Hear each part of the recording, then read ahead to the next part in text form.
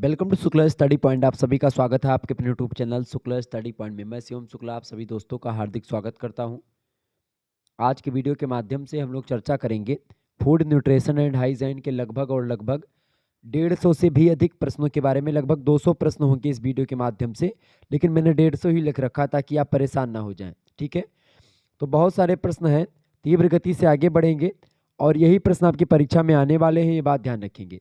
आप किसी भी विश्वविद्यालय से हैं, अगर आपकी परीक्षा लगी हुई फूड न्यूट्रिशन एंड हाइजीन की, तो आप इस वीडियो को जरूर देख लीजिएगा। आपका सारा डाउट क्लियर हो जाएगा और मात्र एक ही वीडियो अगर इसको भी आपने देख लिया तो बिल्कुल टेंशन लेने की आपको आवश्यकता नहीं है। बाकी 3 विश्वविद्यालय के क्वेश्चन पेपर हो चुके हैं और उनके क्वेश्चन पेपर को मैंने साल में भी करवाया है, तो प्लेलिस्ट में आपको वीडियो भी मिल जाएगी, आप प्लेलिस्ट देख लीजिएगा। ठीक है, आप कमेंट में भी देख लीजिएगा, हो सकता है मतलब कि कमेंट में मैं पिन कर दूंगा तो आप कमेंट में देख पाइएगा, और बाकी मैं और भी जगहों पर पिन कर दूंगा, तो टेंशन लेने की बिल्कुल भी आपको आवश्यकता नहीं है। बीए बीएससी बीकॉम के फर्स्ट सेमेस्टर में फूड न्यूट्रिशन एंड हाइजीन यानी आहार पोषण और स्वच्छता आपको पढ़ना होता है। आइए देखते हैं कि कौन कौन से प्रश्न आपकी परीक्षा के लिए बहुत ही ज़्यादा महत्वपूर्ण है, बिना समय गंवाए हुए। देखिए, बहुत ही बारीकी के साथ और ऐसे प्रश्नों को इसमें मैंने समाहित किया है जो कि पिछले 2 वर्षों में पूछे गए हैं और अब की बार पूछे जाने की संभावना जिनकी बहुत ज़्यादा है। ठीक है, आइए चर्चा करते हैं। पहला प्रश्न है, भोज्य समूहों के भोज्य पदार्थों की मात्रा को किसमें सम्मिलित करना आवश्यक होता है? पथ्यापथ्य में, आहार नियोजन में, उपचारात्मक आहार में, या इनमें से कोई नहीं? तो भोज्य समूहों के भोज्य पदार्थों की मात्रा को मतलब कि सम्मिलित करा जाता है किसमें? आहार आयोजन में या आहार नियोजन में। बात एक ही है, आहार आयोजन बोलो चाहे आहार नियोजन बोलो, बात एक ही है। तो आहार नियोजन में भोज्य समूहों के, चाहे 5 भोज्य समूहों की बात करें चाहे 7 भोज्य समूहों की बात करें, 2 प्रकार के भोज्य समूह होते हैं, ये बात ध्यान रखेंगे। और उसको मैं विस्तार से किसी दिन आपको समझा दूंगा, हालांकि उसमें टेंशन लेने की आपको ज़रूरत नहीं है।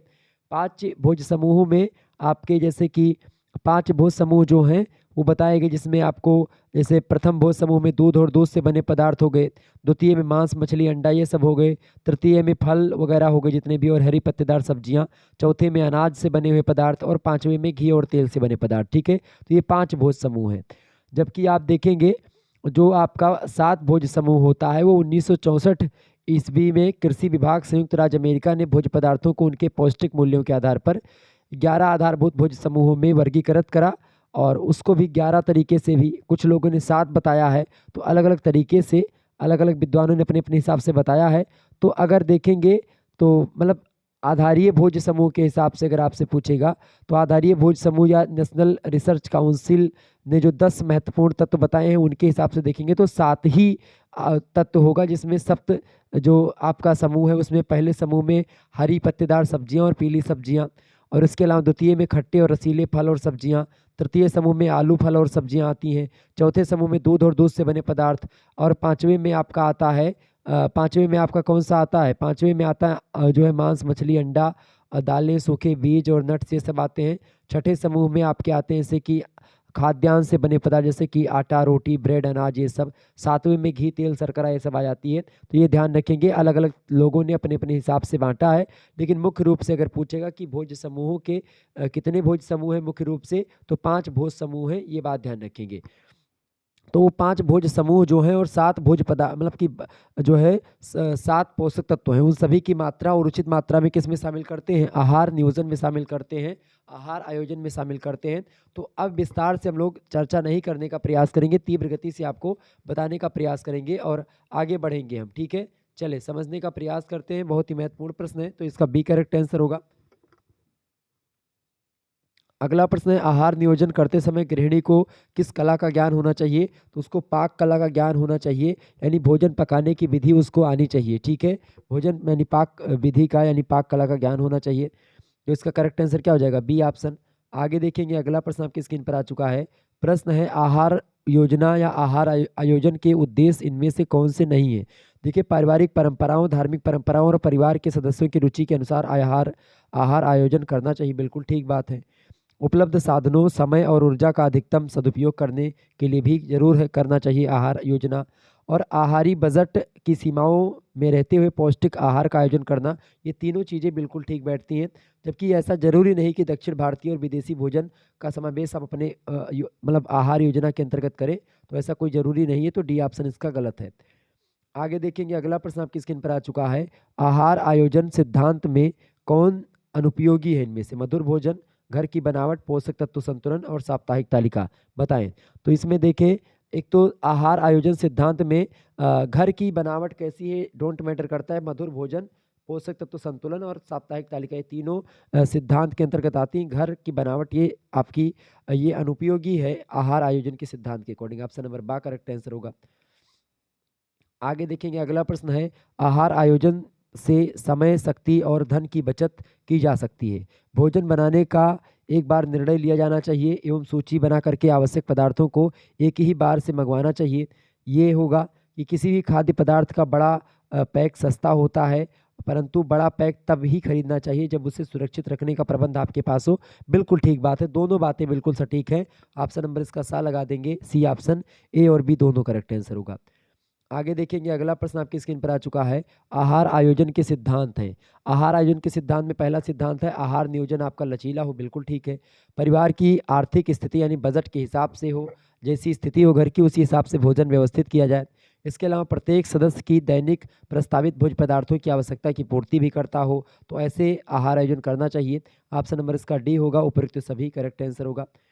आगे देखेंगे अगला प्रश्न आपकी स्क्रीन पर आ चुका है। भौतिक विशेषताओं के आधार पर कार्बोज को कितने भागों में बांटा जाता है, बताएं। बहुत ही बढ़िया प्रश्न है। पूछा क्या गया है, भौतिक विशेषताओं के आधार पर कार्बोज को कितने भागों में बांटा जाता है? तो भौतिक विशेषताओं के आधार पर दो भागों में बांटते हैं, एक होती हैं शर्कराएं और एक होती हैं अशर्कराएं, यानी कि ऑप्शन नंबर इसका सा करेक्ट आंसर हो जाएगा। ए और बी दोनों करेक्ट आंसर होंगे इसके। नेक्स्ट क्वेश्चन आपकी स्क्रीन पर आ चुका है। रासायनिक विशेषताओं के आधार पर कार्बोज को कितने भागों में बांटा जाता है? तो रासायनिक विशेषताओं के आधार पर कार्बोज को तीन भागों में बांटा जाता है। पहला है मोनोसैकेराइड, दूसरा है डाइसैकेराइड और तीसरा है आपका पॉलीसैकेराइड। ठीक है, बात करें मोनोसैकेराइड में, तो मोनोसैकेराइड में आपका ग्लूकोज, फ्रक्टोज, गैलेक्टोज आता है। डाइसैकेराइड में माल्टोज, सुक्रोज, लैक्टोज आता है। पॉलीसैकेराइड में स्टार्च, पेक्टिन और सेलुलोज आता है। क्लियर? तो रासायनिक विशेषताओं के आधार पर कार्बोज को कितने भागों में बांटा गया है? तीन भागों में, मोनोसैकेराइड, डाइसैकेराइड और पॉलीसैकेराइड। ऑप्शन नंबर इसका क्या लगाएंगे? डी ऑप्शन करेक्ट आंसर हो जाएगा। मोनो माने होता है एक, डाई माने होता है दुई, पॉली माने होता है अनेक यानी कि तीन, तीन से या तीन या से अधिक। ठीक है, ऑप्शन नंबर इसका डी करेक्ट आंसर होगा। अगला प्रश्न आपकी स्क्रीन पर आ चुका है। पोषण की दृष्टि से मोनोसैकेराइड को कितने भागों में बांटा गया है? तो पोषण की दृष्टि से मोनोसैकेराइड को तीन भागों में, ग्लूकोज, फ्रक्टोज एंड गैलेक्टोज, ये तीनों होते हैं। ऑप्शन नंबर डी लगा दें, करेक्ट आंसर क्या हो जाएगा? डी ऑप्शन इसका करेक्ट आंसर है। ध्यान रखेंगे ग्लूकोज का सूत्र क्या होता है? ग्लूकोज का सूत्र क्या होता है? C6H12, C6H12 NH12 और O कितना होता है आपका 6। ठीक है, ध्यान रखेंगे C6H12O6 ये ग्लूकोज का भी सूत्र होता है और यही फ्रक्टोज का भी सूत्र होता है, ये बात ध्यान रखेंगे। ओके, आगे बढ़ा जाए। अच्छा, ग्लूकोज और फ्रक्टोज किसके प्रकार हैं? 2022 में प्रश्न पूछा गया था, तो मोनोसैकेराइड के प्रकार हैं, ये बात ध्यान रखेंगे। ओके, तो ऐसे प्रश्न आपसे ग्लूकोज का सूत्र भी पूछा गया था 2022 की परीक्षा में, तो उसको भी मैंने आपको बता दिया। ओके, आपसे पूछा जाएगा कि वह घटक जो कार्बोहाइड्रेट का भाग नहीं है, कार्बन, हाइड्रोजन या ऑक्सीजन और एक देगा नाइट्रोजन। तो कार्बोहाइड्रेट जो होता है इसमें देखें ग्लूकोज जो है उसमें सी है यानी कार्बन है, हाइड्रोजन एच है और ओ ऑक्सीजन है, जबकि नाइट्रोजन नहीं होता है। तो ये बात ध्यान रखेंगे, एक ऑप्शन आपको नाइट्रोजन दिया जाएगा तो वो नहीं होता है इसमें शामिल। केवल कार्बन, हाइड्रोजन और ऑक्सीजन, इन तीन तत्वों से मिलकर के कार्बोहाइड्रेट बनता है जो कि शरीर को ऊर्जा प्रदान करता है। अगला प्रश्न, डाइसैकेराइड को कितने भागों में बांटा गया है? डाइसैकेराइड को तीन भागों में बांटा गया। देखिए सुक्रोज, माल्टोज और लैक्टोज जो हैं ये तीनों डाइसैकेराइड के ही भाग हैं। ऑप्शन नंबर इसका द करेक्ट आंसर होगा। अगला प्रश्न, पॉलीसैकेराइड को कितने भागों में बांटा गया है? तो पॉलीसैकेराइड को देखिए स्टार्च, पेक्टिन और सेलुलोज ये सब पॉलीसैकेराइड के उदाहरण हैं। ऑप्शन नंबर इसका द करेक्ट आंसर होगा। आगे देखेंगे कार्बोज प्राप्ति के मुख्य स्रोत। तो कार्बोज प्राप्ति के मुख्य स्रोत में शक्कर से भी प्राप्त होता है, अनाजों से बढ़िया मात्रा में और सूखे फलों से प्राप्त होता है। ऑप्शन नंबर इसका डी लगा देंगे, उपरोक्त सभी से प्राप्त होता है कार्बोज। तो ऐसे प्रश्न आपकी परीक्षा में आने वाले हैं, इन प्रश्नों को आप ध्यान से पढ़ लीजिएगा।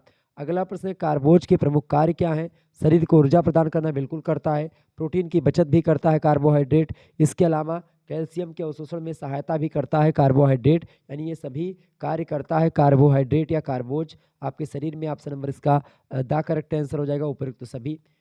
आगे देखेंगे अगला प्रश्न है, प्रमुख ऊर्जा उत्पादक पौष्टिक तत्व कौन सा है इनमें से जो सबसे ज़्यादा ऊर्जा देता है उस शरीर को? तो कार्बोहाइड्रेट जो है वो शरीर को सबसे ज़्यादा ऊर्जा देता है। और उसके बाद में कार्बोहाइड्रेट के बाद में वसा सबसे ज़्यादा ऊर्जा देती है। फिर वसा के बाद में कौन सी, फिर प्रोटीन भी थोड़ी बहुत मात्रा में आपको ऊर्जा दे देती है, ये बात ध्यान रखेंगे। आगे देखेंगे, वैसे कार्बोहाइड्रेट जो होता है आपका और वसा, ये दोनों ऊर्जा देने का काम करते हैं शरीर में। कैल्शियम और मतलब कि कैल्शियम मतलब खनिज लवण जितने कैल्शियम, पोटेशियम और फास्फोरस, ये सब जो होते हैं आपके, और विटामिन, यानी विटामिन और खनिज लवण, ये शरीर की रोग प्रतिरोधक क्षमता को बढ़ाते हैं, यानी इम्यूनिटी सिस्टम को मजबूत करते हैं। रोगों से लड़ने के लिए हमारे शरीर को शक्ति प्रदान करते हैं विटामिन वगैरह। ठीक है।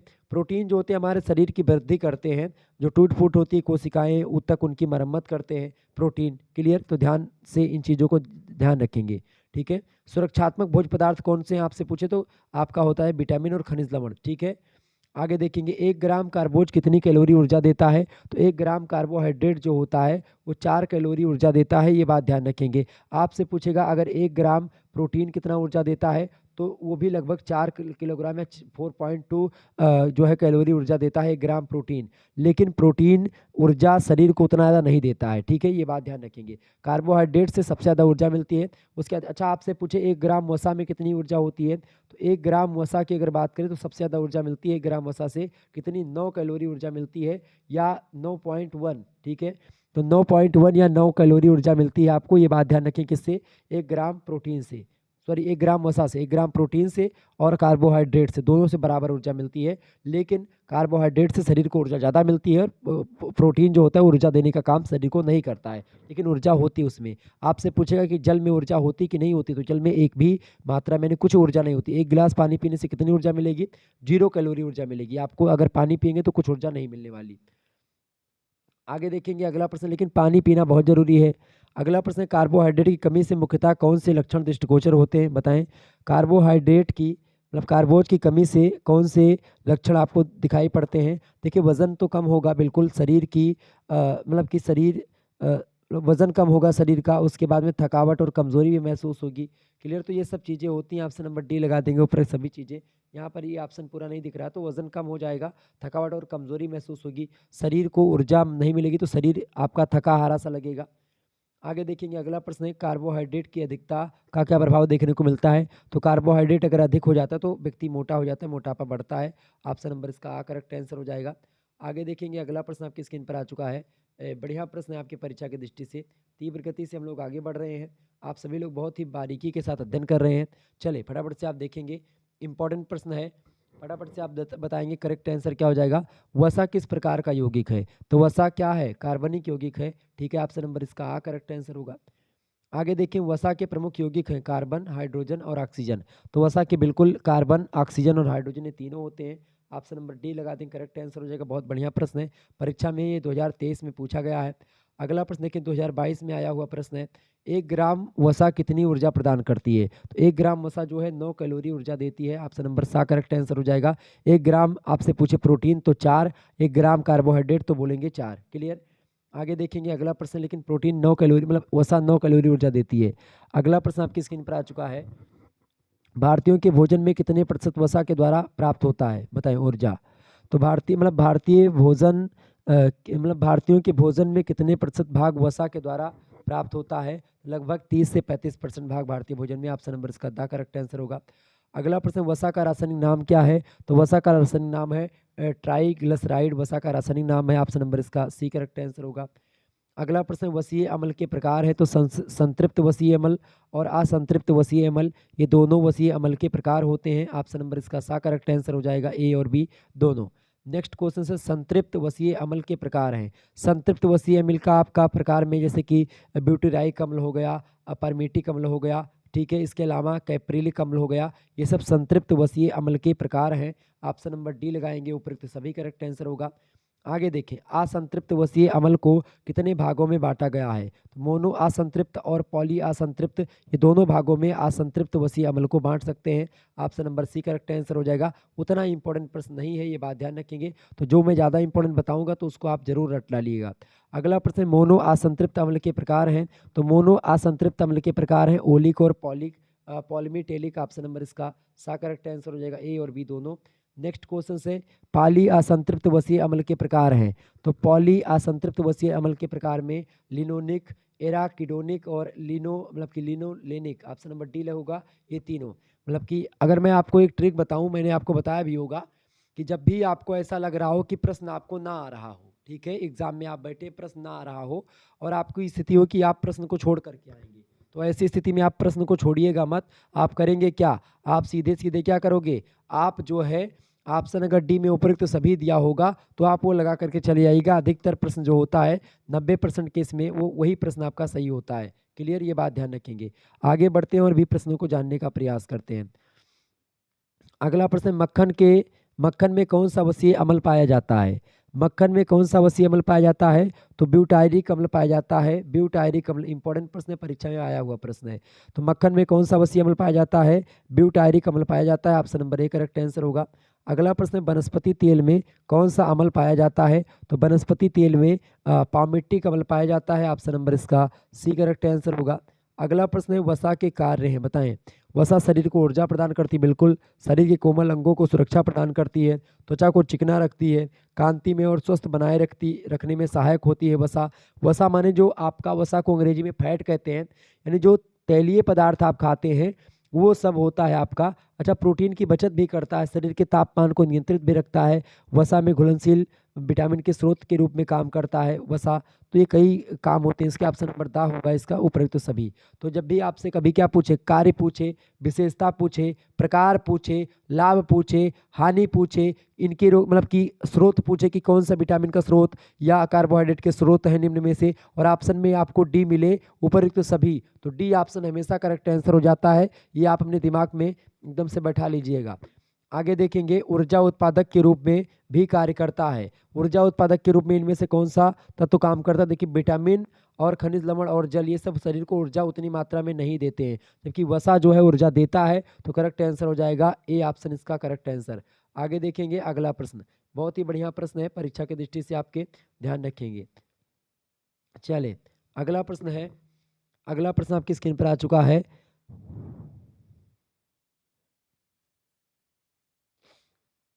अगला प्रश्न आपकी स्क्रीन पर आ चुका है, फटाफट से आप देखेंगे, इंपॉर्टेंट प्रश्न है।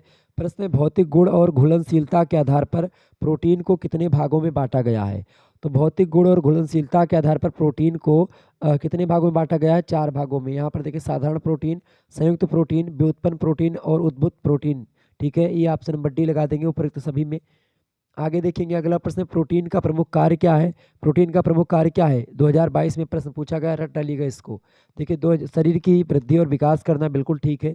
तंतुओं के पुनर्निर्माण और मरम्मत हेतु प्रोटीन का कार्य है, बिल्कुल। ऊर्जा प्रदान करना भी इसका कार्य हो सकता है। ऑप्शन नंबर इसका दा लगा देंगे, उपयुक्त सभी करेक्ट आंसर होगा। आगे देखें, 2022 में पूछा गया प्रश्न, 1 ग्राम प्रोटीन कितनी ऊर्जा प्रदान करता है। तो 4 कैलोरी ऊर्जा 1 ग्राम प्रोटीन। 1 ग्राम वसा, आपसे पूछे 1 ग्राम वसा तो 9 कैलोरी ऊर्जा देता है। 1 ग्राम कार्बोहाइड्रेट तो भी 4 कैलोरी ऊर्जा देता है। अगला प्रश्न, माता के दूध में कौन सा प्रोटीन पाया जाता है। तो माता के दूध में कौन सा प्रोटीन की अगर बात करेगा तो प्रोटीन होता है केसीन। माता के दूध में जो है केसीन नामक प्रोटीन पाया जाता है। लेकिन अगर आपसे पूछे माता के दूध में कौन सा तत्व पाया जाता है निम्न में से, अगर तत्व यहीं पर लिखा होता तो लैक्टोज हो जाता, लेकिन यहाँ पर प्रोटीन पूछा गया तो प्रोटीन आपका केसीन होगा, इसीलिए डी ऑप्शन हो जाएगा, इनमें से कोई नहीं। ठीक है, आगे देखेंगे अगला प्रश्न, हीमोग्लोबिन में कौन सा प्रोटीन होता है। हीमोग्लोबिन में ग्लोबिन नामक प्रोटीन होता है। ऑप्शन नंबर इसका आपका बा करेक्ट आंसर हो जाएगा। अगला प्रश्न आप देखेंगे, प्रोटीन की कमी से कौन सा रोग होता है। लगातार 2022, 23, 24 में भी प्रश्न पूछा गया है, प्रोटीन की कमी से होने वाला रोग। प्रोटीन की कमी से कौन सा रोग होता है, क्वासियोरकर, मैरास्मस, मैरास्मिक, क्वासियोरकर, ये तीनों रोग होते हैं। और मैरास्मस का मतलब होता है सूखा रोग। ऑप्शन नंबर इसका दा करेक्ट आंसर हो जाएगा, उपयुक्त सभी। नेक्स्ट क्वेश्चन आपकी स्क्रीन पर आ चुका है, प्रोटीन की कमी से होने वाला रोग। प्रोटीन की कमी से कौन सा रोग होता है, क्वासियोरकर रोग प्रोटीन की कमी से होता है। ऑप्शन नंबर इसका आ करेक्ट आंसर हो जाएगा। रिकेट्स रोग जो होता है विटामिन डी की कमी से होता है। बेरी बेरी जो है विटामिन बी की कमी से होता है, ध्यान रखेंगे इस बात को। आगे देखेंगे अगला प्रश्न है, ऊर्जा की कमी से होने वाला रोग है। ऊर्जा की कमी से कौन सा रोग होता है। ऊर्जा की कमी से देखें, एक तो रोग होता है, ऊर्जा की कमी से कौन सा रोग होता है, मैरास्मस रोग जो होता है ऊर्जा की कमी से होता है। मैरास्मस मतलब सूखा रोग, ठीक है, आदमी सूखने लगता है ऊर्जा की कमी से।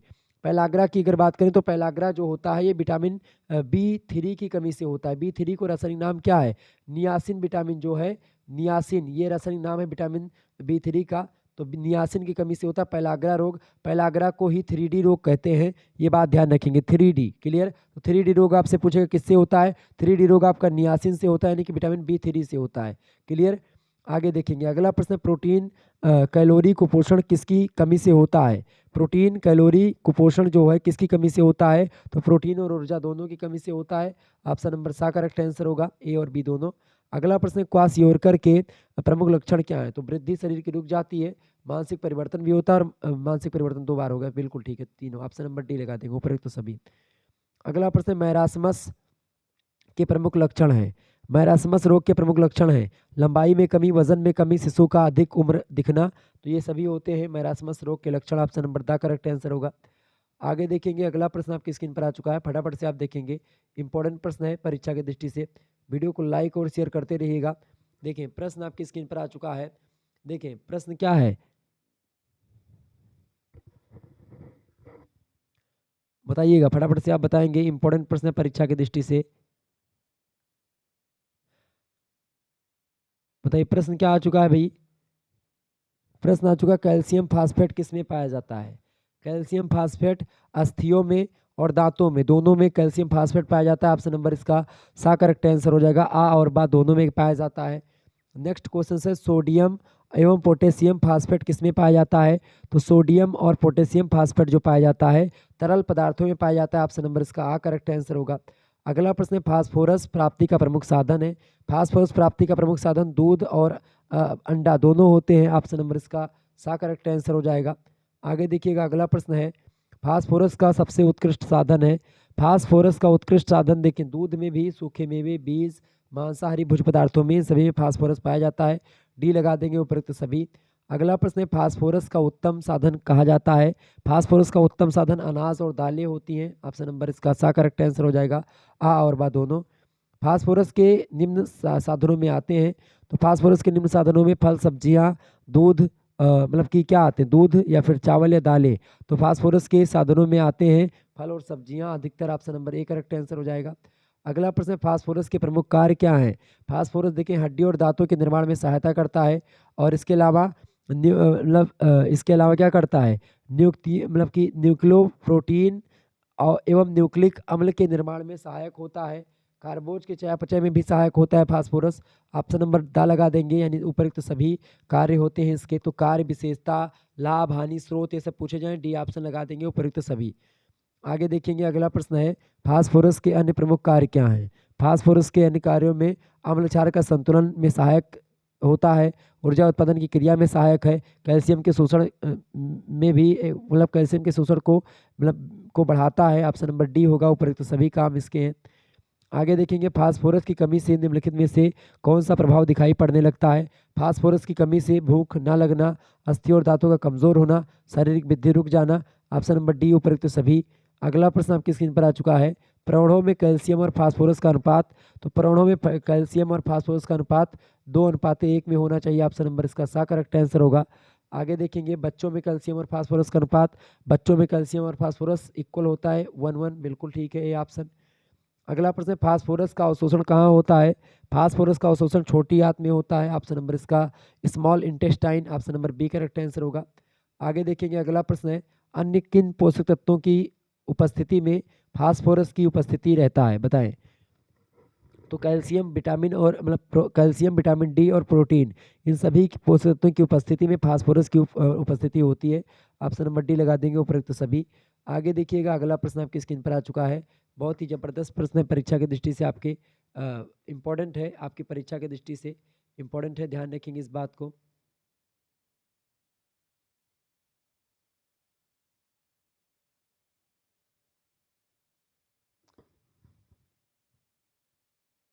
आगे देखिएगा अगला क्वेश्चन आपके स्क्रीन पर आ चुका है, फटाफट से आप देखेंगे, इंपॉर्टेंट है। प्रश्न क्या है, प्रश्न है, सामान्य दशा में थायराइड ग्रंथि का वजन कितना होता है, बताएं।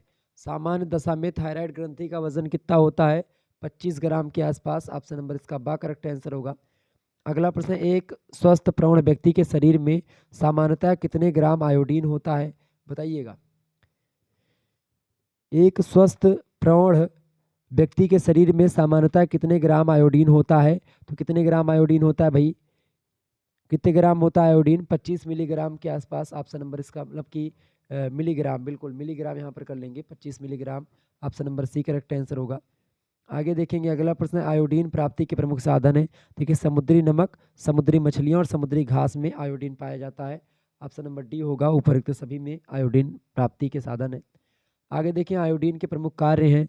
आयोडीन के प्रमुख कार्यों में शारीरिक वृद्धि और विकास करता है आयोडीन, मांसपेशियों के संकुचन को नियमित और नियंत्रित करता है, शरीर का ताप नियंत्रण में सहायता करता है। ऑप्शन नंबर ड हो जाएगा, उपरोक्त सभी काम आयोडीन का हो सकता है। अगला प्रश्न है, आयोडीन की कमी से होने वाली प्रमुख समस्याएं। आयोडीन की कमी से देखें घेंघा यानी गलगंड रोग जो होता है उसी को घेंघा कहते हैं। तो घेंघा रोग आयोडीन की कमी से होता है। कई बार परीक्षा में प्रश्न पूछा गया, इसको याद कर लीजिएगा। आयोडीन की कमी से कौन सा रोग होता है? घेंघा रोग होता है। ठीक है, इसके अलावा क्रेटिनिज्म रोग भी हो जाता है और मिक्सीडीमिया हो जाता है। क्रेटिनिज्म जो रोग होता है, जिन बच्चों की मतलब कि माताओं ने गर्भकाल के दौरान पर्याप्त मात्रा में आयोडीन का सेवन नहीं किया होता है, उन बच्चों को केटिनिज्म नाम की बीमारी हो जाती है, रोग हो जाता है। मिक्सीडिमा की अगर बात करें तो यह रोग जो है वयस्क व्यक्ति जो होते हैं उनमें होता है, यानी वयस्कों में होता है, जिनके आहार में पर्याप्त मात्रा में आयोडीन नहीं मिलती है, उनको ये रोग हो जाता है। घेंघा आप सभी लोग जानते हैं, घेंघा रोग, ठीक है, गले में होता है। अगला प्रश्न, थायराइड ग्रंथि का आकार बढ़ने से होने वाला रोग। थायराइड ग्रंथि के बढ़ने से जो रोग होता है वो कौन सा रोग होता है? घेंघा रोग होता है। ठीक है, ऑप्शन नंबर इसका करेक्ट आंसर हो जाएगा। अच्छा, बेरी बेरी रोग विटामिन बी की कमी से होता है, विटामिन डी की कमी से रिकेट्स रोग होता है। क्लियर? ऑप्शन नंबर अगला अगला प्रश्न, घेंघा की समस्या किस अवस्था में अधिक देखने को मिलती है? बाल्यावस्था, धात्री अवस्था, किशोरावस्था या गर्भावस्था? तो घेंघा की समस्या जो है वो गर्भावस्था के दौरान आपको देखने को ज़्यादा मिलेगी। ऑप्शन नंबर इसका द करेक्ट आंसर हो जाएगा। आगे देखेंगे अगला प्रश्न है, क्रेटिनिज्म किसको प्रभावित करता है? वृद्धों को, वयस्कों को, माताओं को या बच्चों को? मैंने आपको बताया था क्रेटिनिज्म जो होता है, जिन बच्चों की माताओं ने गर्भकाल के दौरान आयोडीन का सेवन नहीं किया होता है, उन बच्चों में ये बीमारी होती है, यानी कि बच्चों को प्रभावित करता है। Option number C correct answer हो जाएगा। अगला प्रश्न, ये सब आयोडीन कमी से होता है। अगला प्रश्न, मिक्सीडिमा रोग किसको प्रभावित करता है? तो वयस्कों को प्रभावित करता है। ऑप्शन नंबर इसका सी करेक्ट आंसर होगा। आगे देखिएगा अगला प्रश्न है, आधारीय चयापचय को, यानी कि जो आधारीय चयापचय का मतलब होता है पाचन की जो क्रियाएं होती हैं उनको, तो आधारीय चयापचय को प्रभावित करने वाला पोषक तत्व तो कौन होता है? आयोडीन होता है। ऑप्शन नंबर इसका करेक्ट आंसर होगा। नेक्स्ट प्रश्न है, आयोडीन का शोषण कहाँ होता है? तो आयोडीन का शोषण छोटी छोटी आंत में होता है। ऑप्शन नंबर इसका करेक्ट आंसर होगा। आगे देखेंगे, आयोडाइल्ड नमक में, आयोडाइल्ड नमक में क्या पाया जाता है? तो उसमें आयोडीन पाया जाता है, आयोडाइल्ड नमक में। ऑप्शन नंबर करेक्ट आंसर होगा। अगला प्रश्न, एक प्रौढ़ व्यक्ति को प्रतिदिन कितने आयोडीन की आवश्यकता होती है? लगभग और लगभग 10 से लेकर के 45 मिलीग्राम की ज़रूरत होती है। ऑप्शन नंबर इसका करेक्ट आंसर होगा।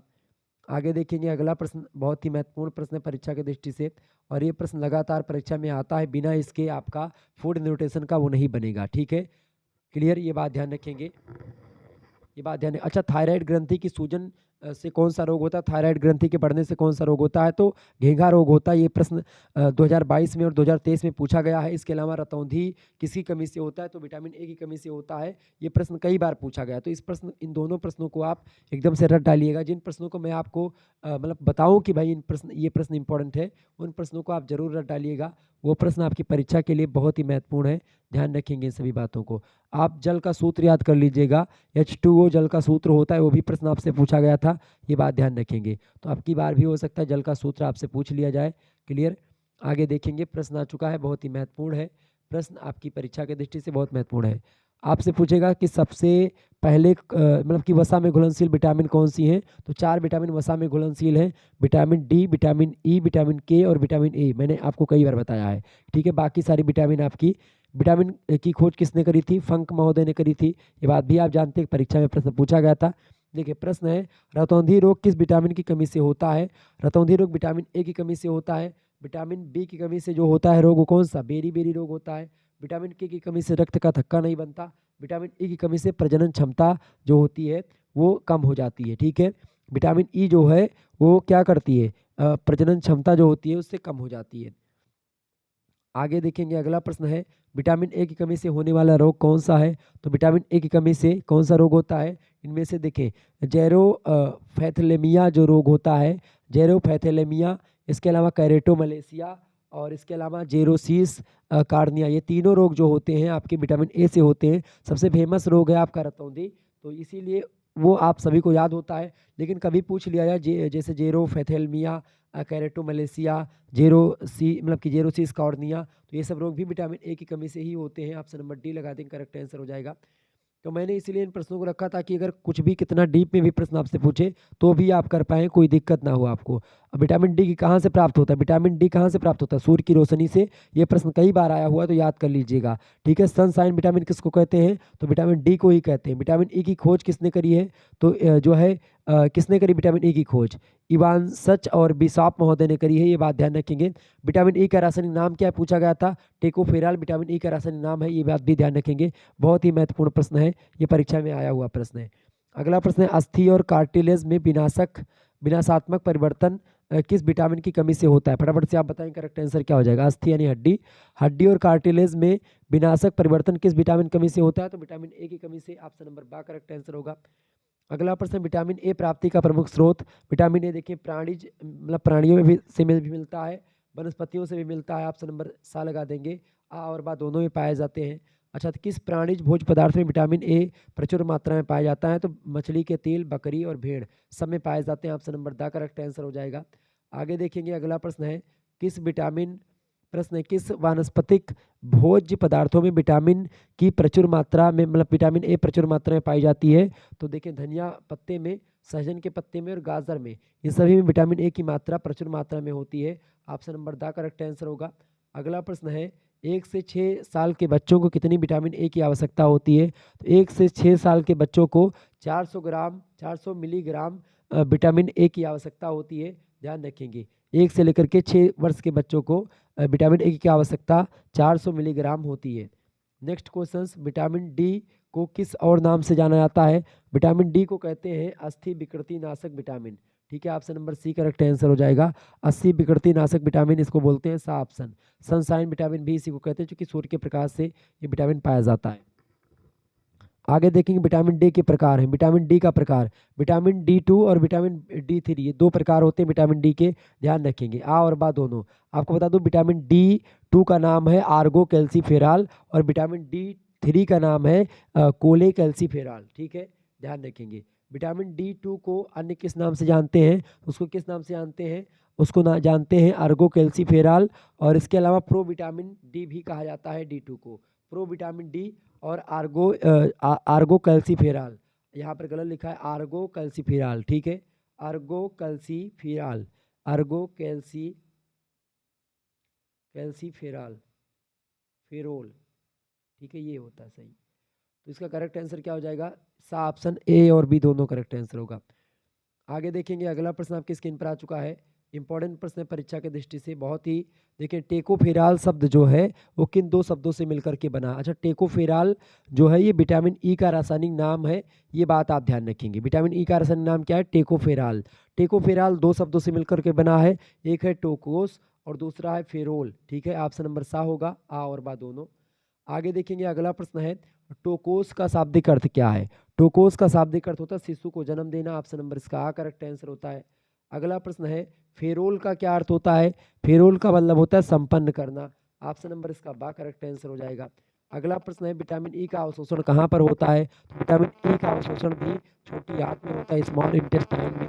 अगला प्रश्न आपकी स्क्रीन पर आ चुका है। अच्छा, एक प्रश्न आपसे पूछा गया था, विटामिन डी की कमी से कौन सी बीमारियां होती हैं? तो रिकेट्स एवं टिटेनी रोग होता है, दांतों का सड़ना और अस्थि मिदुलता, ये तीनों रोग जो हैं विटामिन डी की कमी से हो सकते हैं, ये बात ध्यान रखेंगे। तो आप लगा देंगे उपयुक्त सभी। बाकी रिकेट्स जो है सबसे फेमस रोग होता है जो कि विटामिन डी की कमी से होता है, ये बात ध्यान रखेंगे। ओके, आगे बढ़ते हैं और भी चीज़ों को जानने का प्रयास करते हैं। अगला प्रश्न है, विटामिन ई की प्रमुख कार्य क्या है? विटामिन ई के प्रमुख कार्य देखें, विटामिन ए तथा कैरोटीन को ऑक्सीकृत होने से रोकना। विटामिन ए और कैरोटीन जो होता है उसको ऑक्सीकृत होने से रोकता है विटामिन ई, पहला काम। दूसरा, लाल रक्त कणिकाओं का निर्माण करने में भी सहायता करता है विटामिन ई, और प्रजनन में तो सहायक होता है ये विटामिन ई। ठीक है, ऑप्शन नंबर इसका डी लगा देंगे। उपयुक्त सभी कार्य होते हैं विटामिन ई के, बिल्कुल ठीक बात है। आगे देखेंगे, संतान उत्पत्ति में सहायक विटामिन कौन सा होता है? संतान उत्पत्ति में सहायक विटामिन विटामिन ई होता है। ऑप्शन नंबर इसका सा करेक्ट आंसर होगा। आगे देखेंगे, अगला प्रश्न है, विटामिन ई की कमी से क्या प्रभाव दिखाई पड़ता है? तो विटामिन ई की कमी से सबसे पहला जो प्रभाव है, प्रजनन क्षमता में कमी हो जाती है, यकृत का नेक्रोसिस हो जाता है, और मांसपेशियां ऐंठन आ जाती है। ऑप्शन नंबर दा होगा। उपयुक्त सभी प्रभाव देखा जा सकता है विटामिन ई की कमी से। अच्छा, विटामिन ई कहाँ कहाँ पर पाया जाता है? विटामिन ई की प्राप्ति का जो है मुख्य स्रोत है वो है गेहूँ भ्रूण का तेल, यानी गेहूँ का जो तेल होता है, मतलब कि गेहूँ जैसे थोड़ा सा नरम नरम रहे उसी का तेल जो है गेहूँ का तेल, मक्के के भ्रूण का तेल, और यानी दोनों बिल्कुल ठीक, मतलब क्या होंगे इसमें, दोनों आ और बा दोनों करेक्ट आंसर हो जाएंगे। आगे देखेंगे, शिशु को रक्त अल्पता मतलब होता है कि खून की कमी। ठीक है, एनीमिया जिसको बोलते हैं। शिशु को रक्त अल्पता से बचाने के लिए विटामिन ई की कितनी आवश्यकता होती है? तो विटामिन ई की लगभग 2 से 10 ग्राम या 10 मिलीग्राम आप मान सकते हैं की आवश्यकता होती है। ऑप्शन नंबर इसका आ करेक्ट आंसर होगा। अगला प्रश्न आपकी स्क्रीन पर आ चुका है, तो केजी वहाँ पर गला लिखा है, मिलीग्राम होगा। अगला प्रश्न, विटामिन के की खोज किसने करी थी? विटामिन के की खोज किसने करी थी? विटामिन के की खोज करी थी हेनरिक डैम ने। ऑप्शन नंबर इसका आ करेक्ट आंसर हो जाए। कब करी थी? 1929 में करी थी। क्लियर। आगे देखिएगा, अगला प्रश्न आपकी स्क्रीन पर आ चुका है, बढ़िया प्रश्न है परीक्षा की दृष्टि से। देखेंगे सभी लोग, वीडियो को लाइक और शेयर करते रहिएगा। जितने भी लोग देख रहे हो फटाफट से वीडियो को लाइक शेयर कर दीजिएगा। आप लोग जो है वीडियो को शेयर कर देंगे भाई। जितने भी लोग हमारे साथ नए जुड़ रहे हैं फटाफट से वीडियो को लाइक कर दीजिए और चैनल को सब्सक्राइब कर दीजिएगा, क्योंकि इसी प्रकार से मैं लगातार परीक्षा की दृष्टि से प्रश्न बनाता रहता हूं। एक प्रश्न आपसे 2022 में पूछा गया था कि याददाश्त और त्वचा के लिए सबसे अच्छा माने जाने वाला विटामिन कौन सा है? तो विटामिन सी जो है वो याददाश्त और त्वचा के लिए सबसे अच्छा माने जाने वाला विटामिन होता है, विटामिन सी। ठीक है। अच्छा, लीवर जो है सबसे उत्तम स्रोत किस विटामिन का होता है? 2022 में प्रश्न पूछा गया था। लीवर में कौन सा विटामिन पाया जाता है? लीवर में बिल्कुल विटामिन ए जो होता है वो यकृत में पाया जाता है, लीवर में पाया जाता है। क्लियर, ये बात ध्यान रखेंगे। विटामिन के का प्रमुख कार्य क्या है? रक्त का थक्का बनाना, ये बात ध्यान रखेंगे। परीक्षा में 2022 में प्रश्न पूछा गया था, ये बात ध्यान रखेंगे। विटामिन के 1 को का रासायनिक नाम क्या है? विटामिन के 1 का रासायनिक नाम क्या है? फाइलोक्विन। ठीक है, फाइलोक्विन नाम है उसका, ये बात ध्यान रखें। विटामिन के 2 का रासायनिक नाम क्या है? तो फैंक्रीक्विनान जो है वो नाम है विटामिन के 2 का। ये प्रश्न भी आपसे पूछा गया था, तो इन सभी प्रश्नों को ध्यान से रखेंगे, बहुत ही महत्वपूर्ण प्रश्न होता है आपकी परीक्षा के लिए। अच्छा, विटामिन ए का प्रचुर स्रोत कौन सा है? गाजर है। ठीक है, और यकृत भी है। तो आपसे पूछेगा गाजर मिले तो गाजर लगा देंगे, यकृत मिले ऑप्शन में तो यकृत लगा देंगे, और दोनों मिले तो दोनों लगा देंगे। ठीक है। आगे देखेंगे, अगला प्रश्न आपकी स्क्रीन पर आ चुका है। मैक कोलम के अनुसार राइबोफ्लेविन की कमी के कारण कौन सा लक्षण दृष्टिगत होता है या दिखाई पड़ने लगता है? फटाफट से आप बताएंगे। तो मैक कोलम और राइबोफ्लेविन की में मतलब की कमी के कारण से कौन सा रोग, मतलब मैक कोलम के अनुसार राइबोफ्लेविन की कमी से कौन सा रोग होता है? राइबोफ्लेविन की अगर बात करें तो राइबोफ्लेविन किसको बोलते हैं? विटामिन बी 2 को बोलते हैं राइबोफ्लेविन, बिल्कुल विटामिन बी 2 को बोलते हैं राइबोफ्लेविन, और विटामिन ए को वो क्या बोलते हैं? थायमीन बोलते हैं, ये बात ध्यान रखेंगे। आगे बढ़ते हैं, तो ये प्रश्न क्या पूछा गया कि जो विटामिन बी 2 है उसकी कमी से कौन से लक्षण दिखाई पड़ते हैं? दुर्बलता, शारीरिक वृद्धि रुकना और पाचन शक्ति क्षीण होना, ये सब दिखाई पड़ते हैं। ऑप्शन नंबर इसका दा करेक्ट आंसर होगा। अगला प्रश्न, राइबोफ्लेविन की कमी से कौन सा रोग होता है? राइबोफ्लेविन की कमी से कौन सा रोग होता है? इनमें से देखिए, चिलोसिस रोग होता है, D3 यानी पेलाग्रा रोग जो होता है विटामिन बी 3 के कारण होता है। बेरी बेरी विटामिन बी 1 की कमी से होता है, ये बात ध्यान रखेंगे। ओके, आगे देखेंगे, अगला प्रश्न है, राइबोफ्लेविन की अधिकता का प्रभाव है। राइबोफ्लेविन की अधिकता का प्रभाव क्या होता है? गुर्दों में संग्रहित होना। राइबोफ्लेविन की अधिकता का प्रभाव पड़ता है, गुर्दों में संग्रहित हो जाता है, ये ऑप्शन। अगला प्रश्न है, राइबोफ्लेविन प्राप्ति का सर्वोत्तम साधन। राइबोफ्लेविन प्राप्ति का सर्वोत्तम साधन देखिए, सूखा खामीर, अंडे के पाउडर में और यकृत में राइबोफ्लेविन यानी विटामिन बी 2 जो है वो पाया जाता है। ऑप्शन नंबर दा होगा करेक्ट आंसर उपरोक्त सभी में। अगला प्रश्न, इनके अतिरिक्त राइबोफ्लेविन किस में पाया जाता है? राइबोफ्लेविन संपूर्ण अनाज में, मांस और मछली में, दालों में, इन सभी में राइबोफ्लेविन पाया जाता है। डी ऑप्शन करेक्ट आंसर हो जाएगा उपरोक्त सभी। आगे देखेंगे राइबोफ्लेविन का शोषण कहाँ पर होता है, तो राइबोफ्लेविन का शोषण भी छोटी आंत में होता है। ऑप्शन नंबर इसका आ करेक्ट आंसर होगा। अगला प्रश्न, राइबोफ्लेविन की दैनिक आवश्यकता किस पर निर्भर करती है, राइबोफ्लेविन की दैनिक आवश्यकता कैलोरी पर निर्भर करती है, ए ऑप्शन। नेक्स्ट प्रश्न है, FAO यानी कि या फिर WHO ने राइबोफ्लेविन प्रति 1000 कैलोरी के लिए कितनी दैनिक आवश्यकता बताई है, तो कितनी बताई है, 55 मिलीग्राम। ऑप्शन नंबर आ करेक्ट आंसर होगा। अगला प्रश्न, विटामिन B3 को क्या कहते हैं, इंपॉर्टेंट प्रश्न परीक्षा में कई बार पूछा गया। विटामिन B3 को कहते हैं क्या, नियासिन या निकोटिनिक अम्ल, तो विटामिन B3 को नियासिन भी कहते हैं और निकोटिनिक अम्ल भी बोलते हैं, यानी दोनों कह सकते हैं। ऑप्शन नंबर आ और बा दोनों आप लगा सकते हैं, इसका करेक्ट आंसर हो जाएगा। आगे देखिएगा, अगला प्रश्न है, नियासिन को और क्या कहा जाता है, नियासिन को और क्या कहते हैं बताइएगा, नियासिन को और क्या कहते हैं, बिल्कुल नियासिन को B3 तो कहते हैं, ठीक है, लेकिन आपसे क्या पूछा गया है, नियासिन क्या बोला गया, नियासिन के और क्या कहा जा सकता है, नियासिन को और क्या कहा जा सकता है, तो पैलाग्रा विरोधक विटामिन कहा जा सकता है, इसको क्या कहा जा सकता है, पैलाग्रा विरोधक विटामिन है, ये ऑप्शन नंबर आ करेक्ट आंसर होगा। अगला प्रश्न, नियासिन के प्रमुख कार्य क्या हैं, देखिए नियासिन के प्रमुख कार्यों की अगर बात करें तो कार्बोज और वसा एवं प्रोटीन के चयापचय में सहायता करता है, नाड़ी संस्थान को स्वस्थ रखने में मदद करता है, आंखों को स्वस्थ रखने में भी मदद करता है नियासिन। ऑप्शन नंबर डी लगा देंगे, उपरोक्त सभी कार्य हैं नियासिन के B3 के। अगला प्रश्न है, विटामिन B3 या नियासिन की कमी से कौन सा रोग होता है, तो देखिए मतलब बेरी रोग होता है, ये विटामिन B1 की कमी से होता है। स्कर्वी रोग विटामिन C की कमी से होता है। क्वाशियोरकर तो आपका प्रोटीन वगैरह की कमी से होता है, ऊर्जा की कमी से होता है, ठीक है, क्लियर, ऊर्जा की कमी से होता है। तो आपका ये पैलाग्रा रोग जो होता है ये किसी कमी से होता है, नियासिन की कमी से पैलाग्रा रोग होता है, ये बात ध्यान रखेंगे। B3 कमी से पैलाग्रा रोग, option number A correct answer होगा। अगला प्रश्न, पैलाग्रा को और किस नाम से जानते हैं, तो पैलाग्रा को 3D कहते हैं, ध्यान रखेंगे 3D रोग जो है वो पैलाग्रा होता है, विटामिन B3 की कमी से होता है 3D रोग। अगला प्रश्न, 3D रोग में डी का मतलब क्या होता है, डी के 3 अर्थ होते हैं, एक होता है अतिसार, एक होता है त्वचा रोग और एक होता है पागलपन, जिसको आप मनोभ्रंश भी बोल सकते हैं। डी ऑप्शन उपरोक्त सभी। आगे देखिएगा, अगला प्रश्न आपकी स्क्रीन पर आ चुका है, बहुत ही जबरदस्त प्रश्न है, तीव्र गति से हम आगे बढ़ रहे हैं और ऐसे ही प्रश्न आपकी परीक्षा में पूछे जाते रहे, ये बात ध्यान रखेंगे। और जल में घुलनशील विटामिन और वसा में घुलनशील विटामिन का ट्रिक जो मैंने आपको बताया था कीड़ा वाला, वो ध्यान रखेंगे। विटामिन कीड़ा जो विटामिन B और C, ये दो विटामिन ऐसे हैं जो जल में घुलनशील है, बाकी सारे विटामिन आपके विटामिन किस में घुलनशील हैं, आपके वो सब आपके जल में घुलनशील हैं, क्लियर, मतलब कि देखिए विटामिन B और C ये आपका जल में घुलनशील विटामिन है और बाकी विटामिन है, जैसे विटामिन कीड़ा, आप ध्यान रखिए कीड़ा, जब भी आपको ध्यान ना है तो कीड़ा याद रखेंगे, कीड़ा जो है वो वसा में घुलनशील है, ठीक है।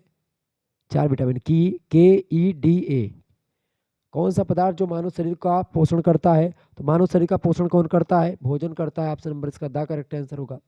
अगला प्रश्न है, वह आहार जिसमें भोजन के सभी आवश्यक घटक सही अनुपात में होते हैं उसको क्या कहते हैं, तो वह आहार जिसमें भोजन के सभी घटक आवश्यक अनुपात में होते हैं उसी को संतुलित आहार कहते हैं, ऑप्शन नंबर इसका सा करेक्ट आंसर होगा। अगला प्रश्न, जन्म के समय शिशु का वजन कितना होता है बताइएगा, बहुत ही जबरदस्त प्रश्न है। जन्म के समय शिशु का वजन कितना होता है, जन्म के समय शिशु का वजन कितना होता है, तो 2.5 किलो से लेकर के 3.5 किलो के आसपास, ऑप्शन नंबर इसका करेक्ट आंसर होगा। अगला प्रश्न, गर्भ में शिशु का ग्रहण करता है, गर्भ में शिशु ग्रहण करता है क्या, भोजन कैसे ग्रहण करता है, गर्भ में शिशु भोजन माँ जो खाती है उसके आहार नाल से अंदर जाता है और जो है शिशु उससे पाता है, यानी कि माँ के द्वारा भोजन ग्रहण करता है, ऑप्शन नंबर बा करेक्ट आंसर होगा। अगला प्रश्न, डिम्बा अवस्था की अवधि कितनी होती है, डिम्ब अवस्था गर्भ अवस्था के जो है पूर्व की अवस्था है, डिम्ब अवस्था जो है गर्भाधान से लेकर के 2 सप्ताह तक चलने वाली अवस्था है, ऑप्शन नंबर इसका करेक्ट आंसर होगा।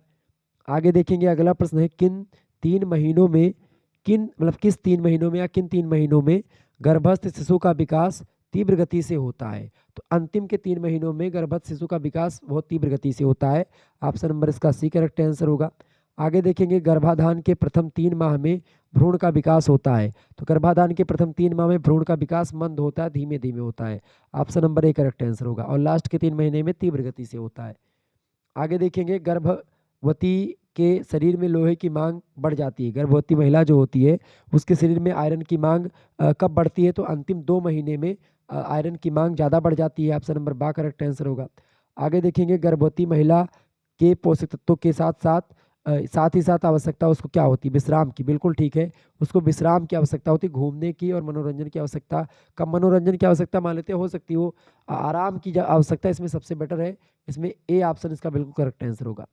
आगे देखेंगे, गर्भावस्था में किस प्रकार के भोजन नहीं करने चाहिए।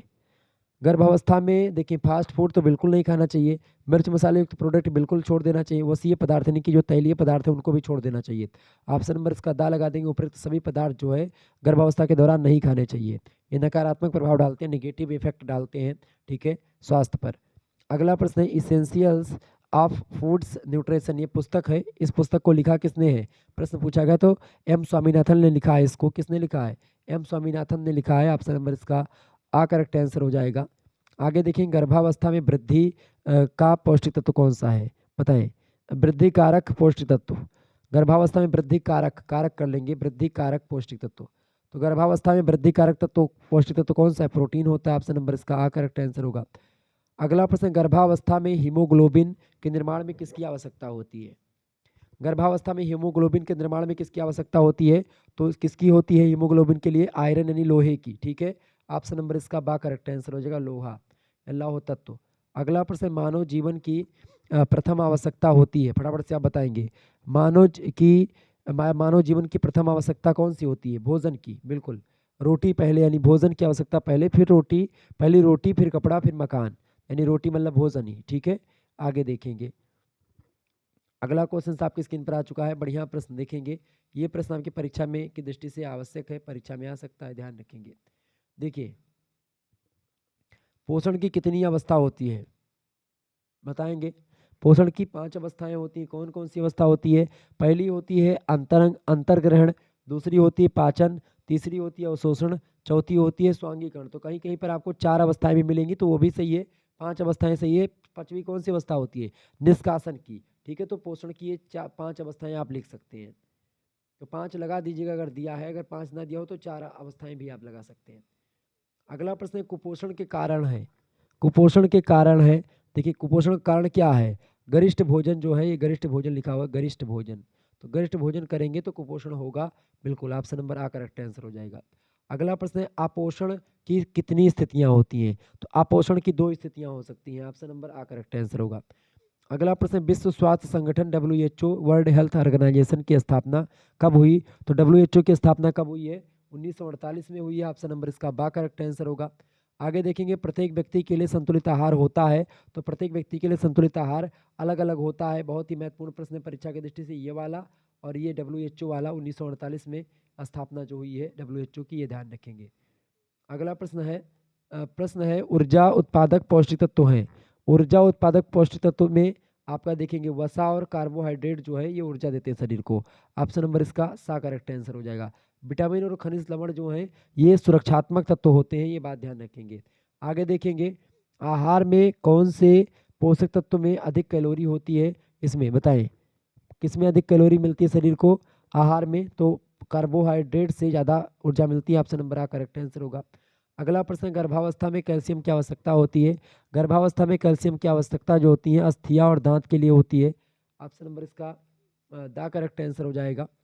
अगला प्रश्न, मानव शरीर की सूक्ष्मतम इकाई को क्या कहते हैं, मानव शरीर की सबसे छोटी इकाई को कोशिका कहते हैं, ऑप्शन नंबर इसका आ करेक्ट आंसर होगा। अगला प्रश्न है, भोज्य पदार्थों का अवशोषण होता है किसमें, भोज्य पदार्थों का अवशोषण होता है स्मॉल इंटेस्टाइन में, छोटी आंत में, ऑप्शन नंबर इसका आ करेक्ट आंसर होगा। आगे देखेंगे, मरासमस रोग होता है वसा की कमी से, प्रोटीन की कमी से, प्रोटीन की अधिकता से या वसा की अधिकता से, बताएं, मरासमस रोग जो होता है प्रोटीन की कमी से होने वाला रोग है मरासमस, ये बात ध्यान रखेंगे, मरासमस, ऑप्शन नंबर इसका बा करेक्ट आंसर होगा। अगला प्रश्न है, प्रश्न आपकी स्क्रीन पर दिया गया, गैस्ट्रिन हार्मोन कहाँ मिलता है, गैस्ट्रिन हार्मोन जो होता है जो है पेट के आंतरिक भाग में यानी अमाशय में मिलता है, ऑप्शन नंबर इसका आ करेक्ट आंसर होगा। आगे देखिए, BCG का टीका दिया जाता है, BCG का टीका जन्म के तुरंत पश्चात दिया जाता है, लगभग 24 घंटे के अंदर ये टीका लगा दिया जाता है। अगला प्रश्न है, लगा देना चाहिए, अब जैसा भी हो करते हो।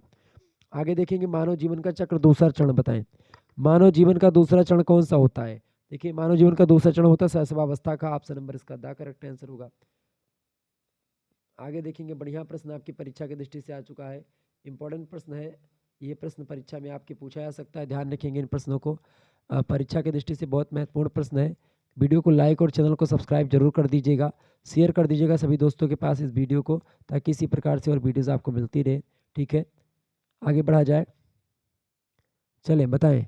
प्रश्न है, रासायनिक निरपादता हेतु अंतर्राष्ट्रीय जो है अंतर्राष्ट्रीय ये प्रश्न थोड़ा सा हटा देंगे, इसको गलत प्रश्न है। अगला प्रश्न है, एप्रोसिएट टेक्नोलॉजी फॉर हेल्थ, जिसको ATH बोलते हैं शॉर्ट फॉर्म में, इसका उद्देश्य क्या था? इसका उद्देश्य ये था कि प्रत्येक देश स्वयं स्वावलंबी बने और समस्या का हल करे। ऑप्शन नंबर इसका A करेक्ट आंसर होगा। आगे देखेंगे, अगला प्रश्न है, FAO का पूरा नाम क्या है? बताएं। FAO का पूरा नाम क्या है? फूड एग्रीकल्चर ऑर्गेनाइजेशन FAO का पूरा नाम है। ऑप्शन नंबर इसका A करेक्ट आंसर हो जाएगा। बहुत बढ़िया प्रश्न है। विश्व स्वास्थ्य संगठन की स्थापना कब हुई थी? 7 अप्रैल 1948 को हुई थी। कई बार परीक्षा में प्रश्न पूछा गया है, ये बात ध्यान रखेंगे, एग्जाम पॉइंट ऑफ व्यू से बहुत महत्वपूर्ण प्रश्न है। आगे देखेंगे, अगला प्रश्न है, अच्छा, FAO का फुल फॉर्म क्या होता है? Food agriculture organization. मुख्यालय कहाँ पर है? रोम में है। रोम कहाँ पर पड़ता है? इटली में पड़ता है, ये बात ध्यान रखेंगे। आगे देखेंगे, अगला प्रश्न है, संयुक्त राष्ट्र संघ UNO की विशिष्ट शाखा इनमें से कौन सी है? देखिए, UNO की विशिष्ट शाखा है यूनिसेफ। ऑप्शन नंबर इसका B करेक्ट आंसर हो जाएगा। यूनिसेफ का मतलब क्या होता है? United Nations International Children Emergency fund इसका फुल फॉर्म होता है। हिंदी में इसी को बोले तो यूनिसेफ का मतलब क्या होता है? हिंदी में यूनिसेफ का मतलब क्या होता है? यूनिसेफ का मतलब होता है संयुक्त राष्ट्र अंतर्राष्ट्रीय बाल आपातकालीन कोष कहते हैं इसको। ठीक है, आगे देखेंगे, अगला प्रश्न आपकी स्क्रीन पर आ चुका है। यूनिसेफ और UNO इन दोनों संगठनों की स्थापना कब हुई? तो इन दोनों संगठनों की स्थापना हुई थी 11 दिसंबर 1446 को। ऑप्शन नंबर इसका का करेक्ट आंसर क्या हो जाएगा? 1946 कर लेंगे, यहाँ पर 1400 गलत हो गया, 1946। ठीक है, 1946 सब में होगा।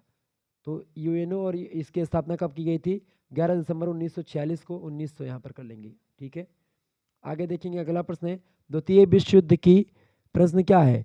द्वितीय विश्व युद्ध की विभीषिका को देखते हुए, द्वितीय युद्ध की विभीषिका को देखते हुए बताएं।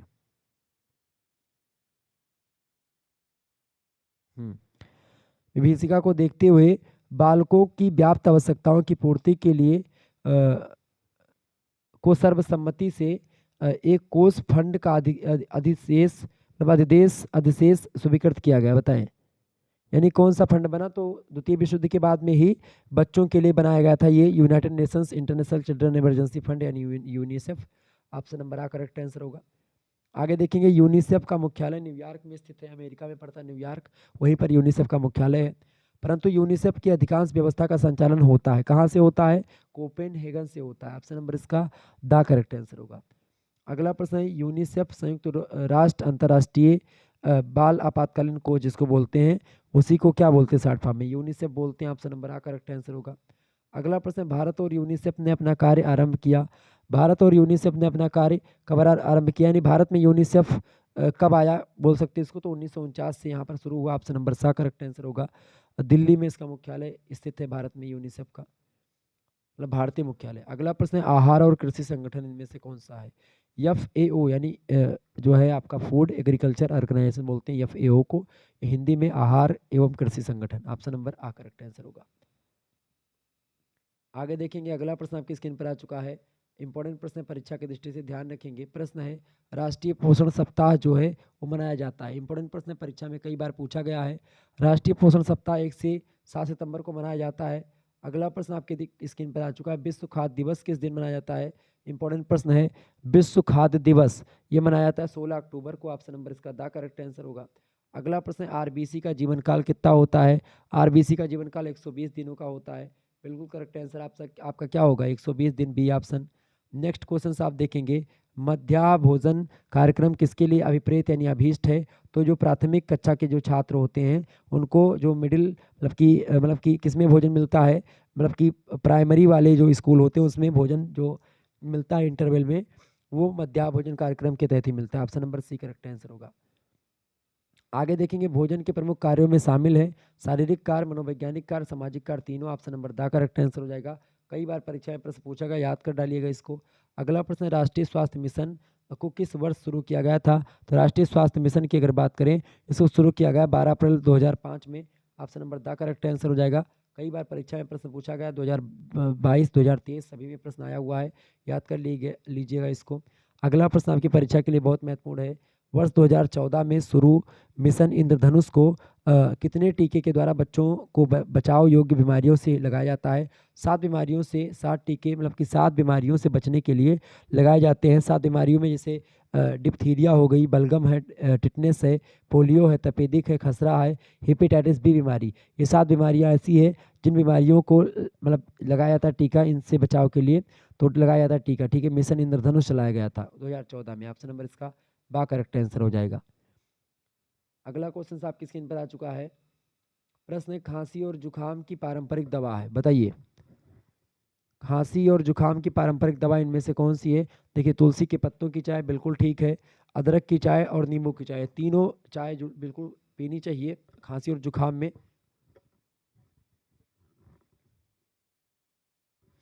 आगे देखिएगा, अगला प्रश्न आपकी स्क्रीन पर आ चुका है, फटाफट से आप बताएंगे।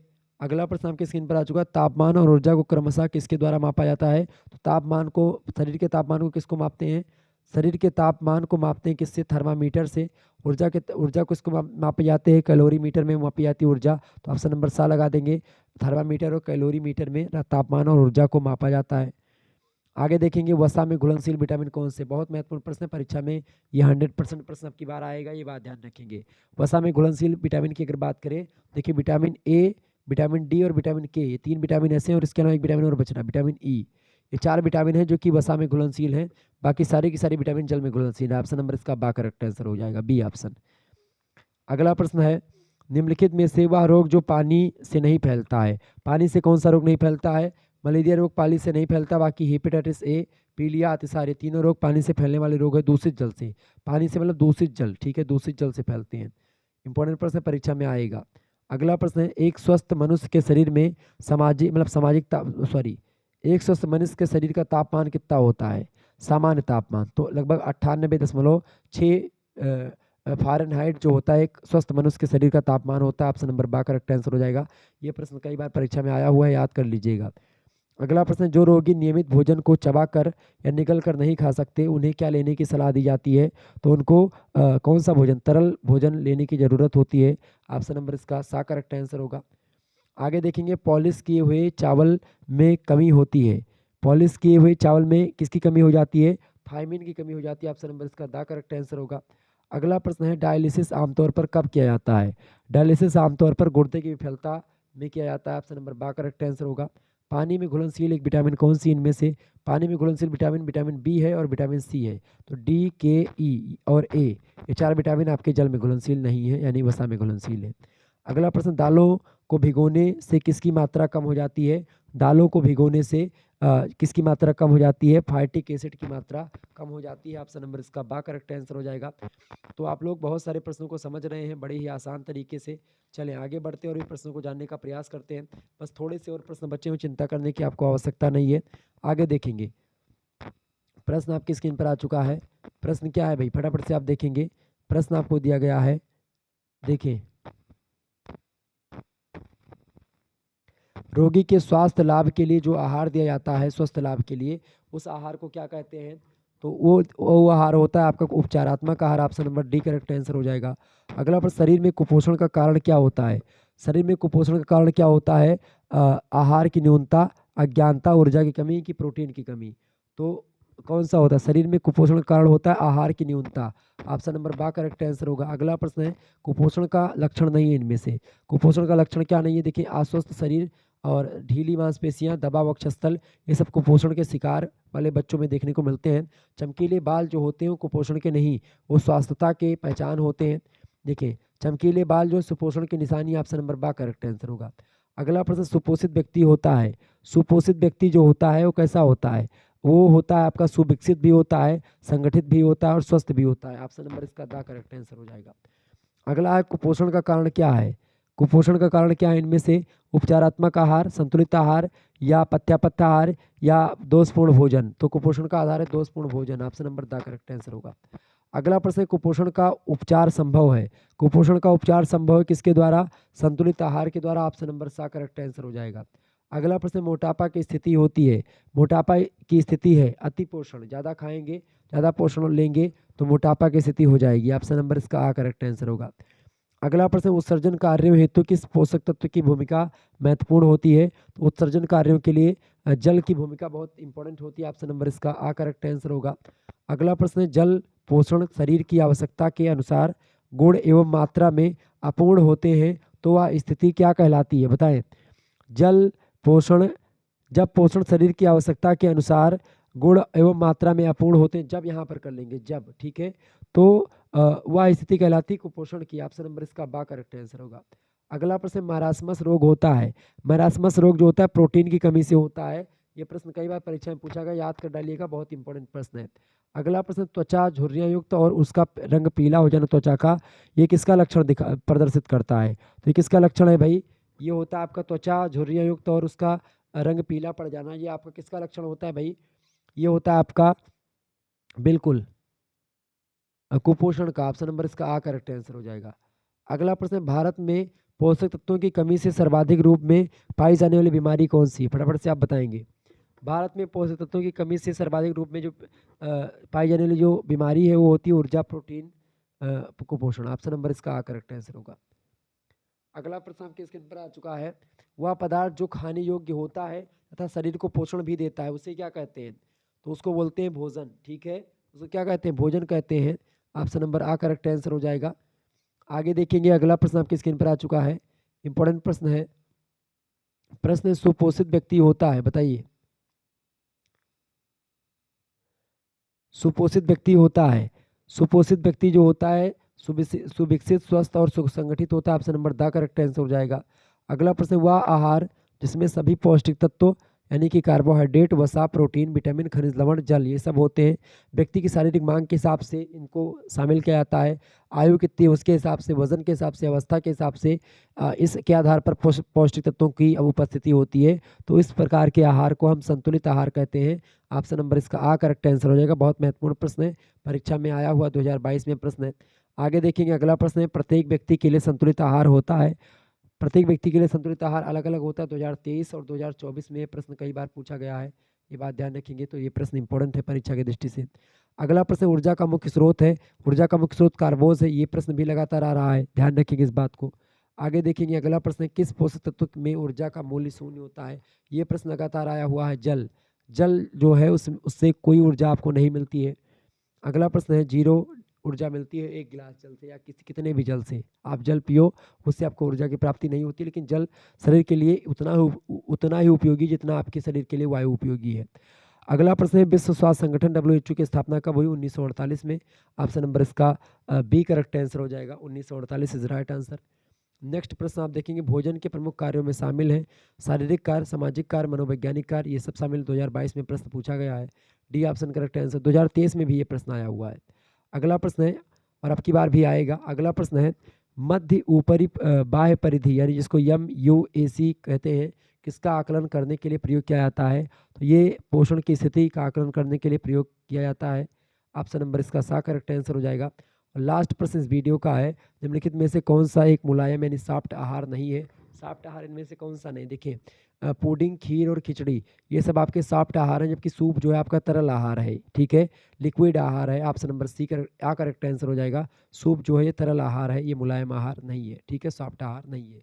मुलायम आहार का मतलब होता है आपका, तरल आहार का मतलब ये नहीं, एक होता है ठोस, एक होता है सॉफ्ट और एक होता है आपका लिक्विड यानी तरल।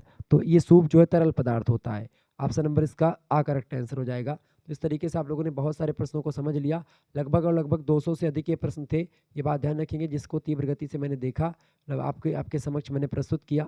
ये सब इन्हीं में से आपके प्रश्न आने वाले हैं, तो बिल्कुल टेंशन लेने की आपको आवश्यकता नहीं, कहीं पर कुछ भटकने की आपको आवश्यकता नहीं है, यहीं से आपकी परीक्षा में प्रश्न आने वाले हैं। तो इस वीडियो को एकदम से आप 2-3 बार देख लीजिएगा, आपका परीक्षा में यही प्रश्न आने वाले हैं, तो आप बिल्कुल टेंशन लेने की अब आपको आवश्यकता नहीं है। शुक्ला स्टडी पॉइंट आपके साथ लगातार बना हुआ है और ऐसे ही मैं लगातार आपके साथ बना रहूँगा।